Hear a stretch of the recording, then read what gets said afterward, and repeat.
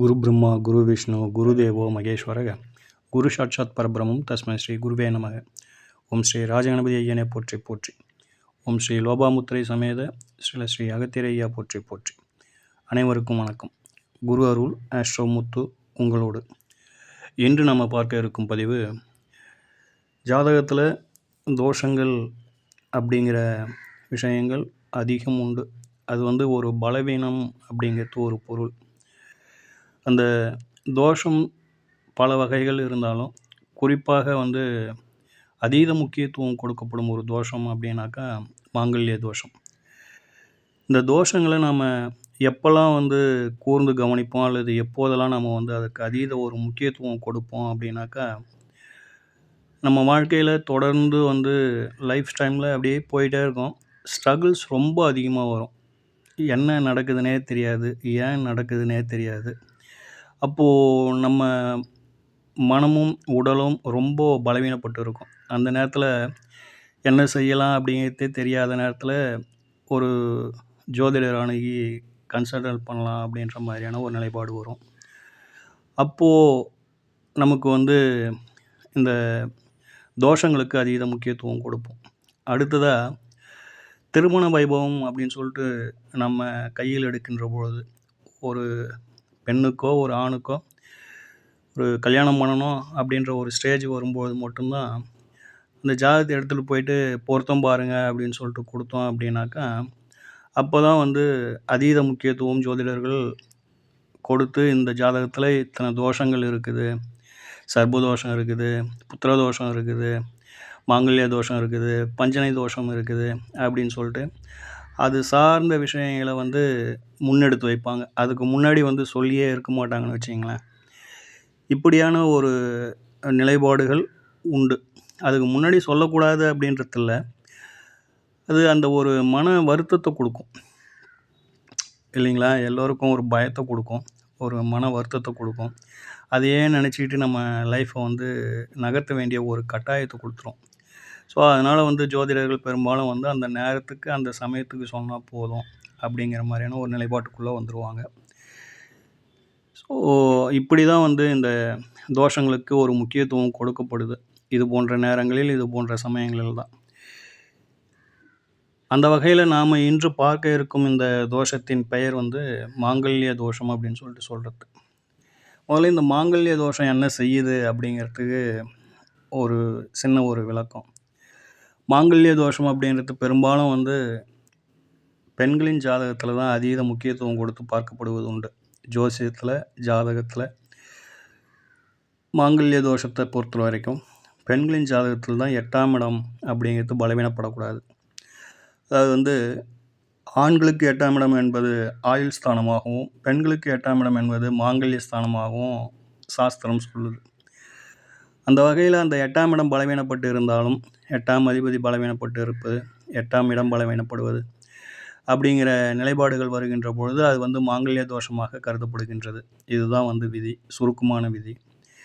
இந்த தோஷம் என்ன செய்யுது அப்படின்னு சொல்லிட்டு பார்த்தோம் அப்படின்னாக்கா, தம்பதிகளை பிரித்து விடுதுங்க. அதாவது அப்போது இந்த தோஷம் எப்போ வேலை செய்யுது அப்படின்னாக்கா, ஆஃப்டர் மேரேஜ் தான் இதனுடைய ரிசல்ட்டை நம்மளுக்கு காட்டுது அப்படிங்கிற மாதிரியான ஒரு நிலைப்பாடு. ஒரு திருமணம் நடந்து, திருமணம் முடிஞ்சதுக்கப்புறம் அந்த திருமணமான தம்பதியர்களை பிரித்து வைக்குது, விலக்கி வைக்குது அப்படிங்கிறது தான் இதில் உள்ள ஒரு நிதர்சனம். இந்த பிரித்து வைப்பது அப்படின்னு சொல்கிறது ஒரு சிலருக்கு பார்த்தோம் அப்படின்னாக்கா, நீங்கள் கூர்ந்து கவனிச்சிங்க அப்படின்னாக்கா, திருமணம் ஆகியிருக்கும், கணவன் மனைவி இருவரும் வெவ்வேறு இடங்களில் இருப்பாங்க. ஒரு சிலர் பார்த்தோம் அப்படின்னாக்கா, ஒரு நாட்டிலையும் இன்னொருத்தவங்க இன்னொரு நாட்டிலையும் இருக்கிற ஒரு சூழல் கூட வரும்.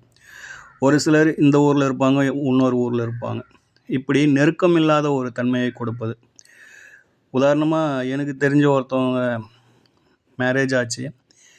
மேரேஜ் ஆகி அவங்க ஹஸ்பண்ட் வெளிநாட்டு வேலைக்கு போயிட்டார். இந்த பாப்பா அவங்க அம்மா வீட்டில் இருக்குது. இப்போது இது ஒரு சுபப்பிரிவு அப்படின்னு சொல்லிட்டு சொல்லலாம். கல்யாணம் பேசும்பொழுதே அவங்க என் பையன் வெளிநாட்டில் வேலை செய்கிறார் அப்படின்னு சொல்லிட்டு தான் அந்த வெளிநாட்டு வேலையை, அந்த வருமானம் அப்படின்னு சொல்லிட்டு பார்த்து தான் பொண்ணை கொடுக்குறாங்க.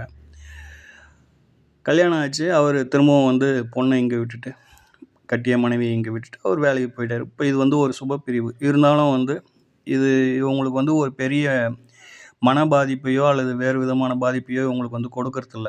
கான்செப்டை நல்லா புரிஞ்சுங்க. இது வந்து இவங்களாவே வந்து தெரிஞ்சே வந்து இதை வந்து செய்கிறாங்க. இது ஒரு விதம். அடுத்ததாக வாழ்க்கை துணையை இழந்து விடுவது. அதாவது வந்து சுத்தமாக வந்து வாழ்க்கை துணை அப்படிங்கிறது வந்து இறைவனடி சேர்ந்துடும். ஏதோ ஒரு காரணங்கள், ஒரு விபத்தாக இருக்கலாம் அல்லது ஒரு நோய் காரணமாக இருக்கலாம். ஏதோ ஒரு விதத்தில் அது வந்து பிரிஞ்சிடும். அடுத்து இன்னொரு விதம் அப்படின்னு சொல்லும்பொழுது, மன ஒற்றுமை இல்லாமல் எனக்கு உங்களை பிடிக்கல, உன்னோட வாழ முடியாது அப்படின்னு சொல்லிட்டு கோர்ட்டு கேஸுன்னு அது வந்து டைவர்ஸில் முடிஞ்சு கணவன் மனைவி இருவரும் வந்து பிரிந்து விடுவது அப்படின்னு சொல்லிட்டு, இந்த பிரிதல் அப்படிங்கிறதுலேயே வந்து பல விதமாக செயல்படுது அப்படிங்கிறதுக்காக தான் இந்த நிலைப்பாட்டை உங்களுக்கு வந்து விளக்கணும். ஒன்று சுபப்பிரிவு, 2வது வந்து சுத்தமாகவே வந்து பிரிஞ்சு போகிறது, 3வது ஒற்றுமை இல்லாமல் மனக்கசப்பு, குடும்பத்தில் வந்து ஒரு வாய் தகராறு, அந்த மாதிரி பொருளாதாரம் இல்லை, அப்படி இப்படி ஏதோ சில காரணங்களால் இது பெரியவங்க பார்த்து பஞ்சாயத்து பண்ணி வைக்கிறது அல்லது வந்து கோர்ட்டு கேஸுன்னு போயிட்டு பிரியறது, இப்படியான நிலைப்பாடுகளை இது வந்து கொடுக்குது. ஆக மொத்தத்தில் இதனுடைய சுருக்கம் அப்படின்னு சொல்லிட்டு சொன்னோம் அப்படின்னாக்கா, தம்பதிகளை வந்து பிரித்து வைப்பது அப்படின்றது தான் இதனுடைய சுருக்கமான ஒரு ரிசல்ட். மாங்கல்ய தோஷம் என்ன செய்யுதுன்னு கேட்டாக்கா, சுருக்கமாக சொல்லணும் அப்படின்னாக்கா, ஆஃப்டர் மேரேஜ் அந்த கப்புள்ஸை வந்து இது வந்து பிரித்து வைக்குது. இதுதான் இதனுடைய சுருக்கமான நிலைப்பாடு. சரிங்களா? ஸோ இது எப்படிலாம் இருந்தாக்கா இது வந்து மாங்கல்ய தோஷம் அப்படிங்கிறதுக்கு ஒரு விதிகள் இருக்கும் இல்லைங்களா? அதை பார்த்துருவோம். அதாவது பிரிவினை கிரகங்கள் அப்படின்னு சொல்லிட்டு ஒரு 3 உண்டுங்க. 1 ராகு, 2வது சனீஸ்வர பகவான், 3வது சூரிய பகவான். இந்த பிரிவினை கிரகங்கள் என்று சொல்லக்கூடிய இந்த 3 கிரகங்களில் ஏதேனும் ஒரு கிரகம் வந்து 8ஆம் இடத்துல இருப்பது. 8ஆம் இடத்துல இருந்தால் அது வந்து 2ஆம் இடத்தை பார்க்கும், குடும்பஸ்தானத்தை பார்க்கும்.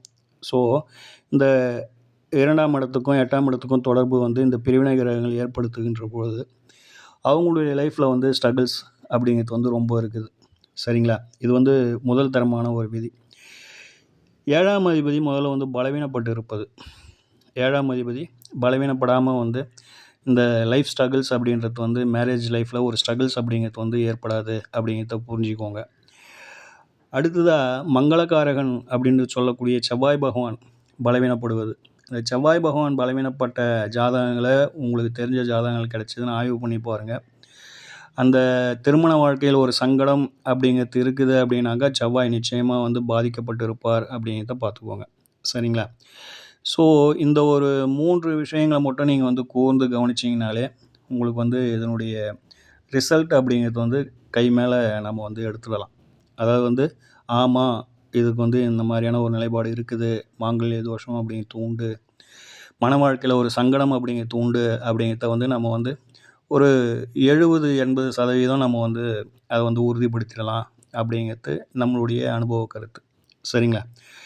இப்போது நம்ம ஒரு உதாரண ஜாதகத்தை கொடுக்குறோம், அதை பாருங்கள். அதை பார்த்தீங்கன்னா இப்போ நம்ம சொன்ன இந்த தியரியாக சொல்லியிருக்கிறது அது வந்து நம்ம வந்து அதை வந்து நீங்கள் வந்து ப்ராக்டிக்கலாக நீங்கள் பார்க்கும்பொழுது இன்னும் கூடுதலாக எளிமையாக உங்களுக்கு வந்து புரியும், மனதில் நிற்கும் அப்படிங்கிற ஒரு உதாரண ஜாதகம் இங்கே கொடுக்குறோம். சரிங்களா? இந்த உதாரண ஜாதகத்தில் டேட்டு டைம்லாம் கொடுக்கல, கட்டம் மட்டும் கொடுத்துருக்கோம், பார்த்துக்கங்க. இந்த உதாரண ஜாதகத்தில் லக்னம் மேஷம், லக்னத்தில் கேது பகவான், 3ல் சந்திரன் ஆட்சி, 6ஆம் இடத்துல குரு பகவான், 7ஆம் இடத்துல ராகு, 8ஆம் இடத்துல சூரியன், செவ்வாய், புதன், சுக்கிரன், 10ஆம் இடத்துல சனீஸ்வர பகவான் ஆட்சிங்க. இப்போது பார்க்கும்போது நம்மளுக்கு என்ன ஒரு நிலைப்பாடு அப்படின்னாக்கா, 3ஆம் இடம் முயற்சி ஸ்தானம் சந்திரன் ஆட்சி அப்படின்ற ஒரு நிலைப்பாடு நம்மளுக்கு வரும். 10ஆம் இடம் 9-10க்குரிய தர்ம கர்மாதிபதி ரிஷப லக்னத்திற்கு 9-10க்குரிய தர்ம கர்மாதிபதி சனீஸ்வர பகவான் பலம் ஆட்சி அப்படின்னும் பொழுது இந்த ஜாதகம் ஆஹா ஓஹோ ஜாதகம் அப்படின்லாம் நம்ம மனசுக்குள்ளே வந்து ஒரு நிலைப்பாடு இருக்கும். இந்த ஆட்சி பெற்ற கிரகங்கள் அப்படிங்கிறதுலாம் வந்து அதனுடைய விஷயங்களை அது அந்தந்த ஒரு பாவத்திற்கு அது ஒரு துணை புரியும், அது வந்து செயல்படும் அப்படிங்கிறதுல மாற்று கருத்து இல்லை. ஆனால் ஒரு குடும்ப வாழ்க்கை, ஒரு மன வாழ்க்கை என்று வருகின்ற பொழுது அதற்கு தனி ரூலு, அது ஒரு தனி விதமாக செயல்படுது அப்படிங்கிறது தான் இங்கே புரிஞ்சுக்கணும். சரிங்களா? முதல்ல இப்போது லக்னத்தை பார்ப்போம். லக்னத்தில் கேது, 7ஆம் இடத்துல ராகு, இதுவே வந்து நாகதோஷம் அப்படிங்கிற ஒரு அமைப்புக்குள்ளே வந்துரும் இல்லைங்களா? இப்போது 7ஆம் அதிபதி அப்படிங்கிற ஒரு நிலைப்பாட்டை பார்ப்போம். 7ஆம் அதிபதி 8ல இருக்கிறாருங்க.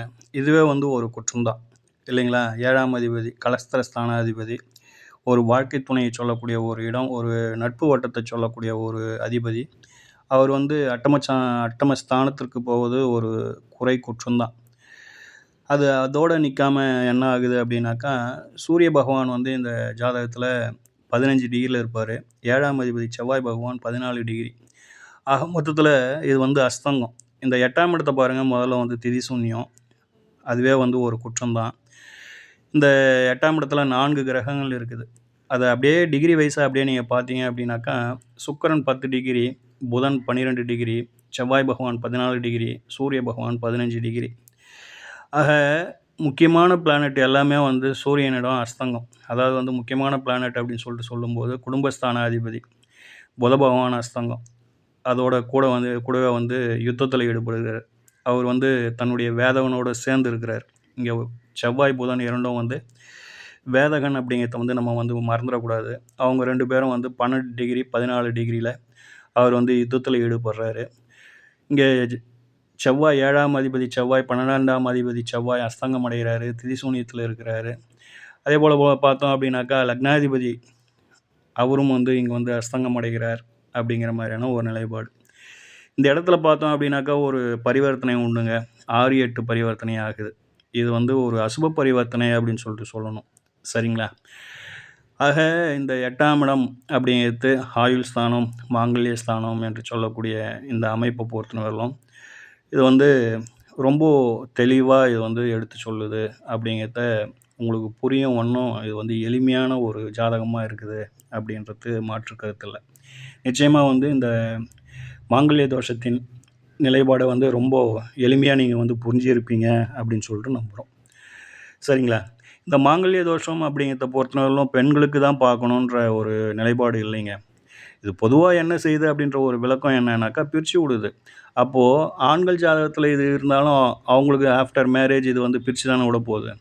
அதனால வந்து இது ஆண், பெண் அப்படின்னு ஒரு பேதம் இல்லாம 8ஆம் இடத்துல இது போன்ற நிலைப்பாடுகள் இருந்தது அப்படின்னாக்கா, திருமணத்துக்கு அப்புறம் ஒரு ஸ்ட்ரகிள் இருக்கும் அப்படிங்கிறதுக்கு நம்ம வந்து உறுதிப்பட நம்ம வந்து இத வந்து மனதுக்குள்ள நிறுத்திக்கலாம். அப்போ நம்ம வந்து சார் இந்த மாரி உங்களுடைய மன வாழ்க்கை ஸ்ட்ரகிள் ஆகும் அமைப்பு உங்க ஜாதகத்தில இருக்குது. ஸோ, அதனால வந்து பெரிய எதிர்பார்ப்புகள் வச்சுக்காதீங்க உங்க மன வாழ்க்கையில. அப்படின்னு நமக்கு வரும் வாடிக்கையாளர்களுக்கு வந்து நம்ம வந்து முன்னெச்சரிக்கையா வந்து நம்ம வந்து இத வந்து சொல்லி வைப்பதற்கு இது வந்து உதவும் அப்படிங்கிறது. ஸோ, இது நம்மளுடைய கடமை. சார் உங்களுடைய மேரேஜ் லைஃப் இந்த மாரி தான் இருக்குது அப்படின்னு சொல்லிட்டு யாருமே சொல்லல அப்படின்ற ஒரு நிலைப்பாட்டுக்குள்ள வராம, எனக்கு ஏற்கனவே சொல்லி வச்சிருக்காங்க. அதனால வந்து நான் வந்து பெரிய ஒரு வருத்தத்தில இல்ல. நான் இத வந்து ரொம்ப கேர்ஃபுல்லா ஹேண்டில் பண்ணிக்குவேன் அப்படின்ற ஒரு மனோநிலைக்கு வாடிக்கையாளர்கள் வருவதற்கு நாம வந்து உதவி செய்யலாம் அப்படிங்கிறது தான். சரிங்களா?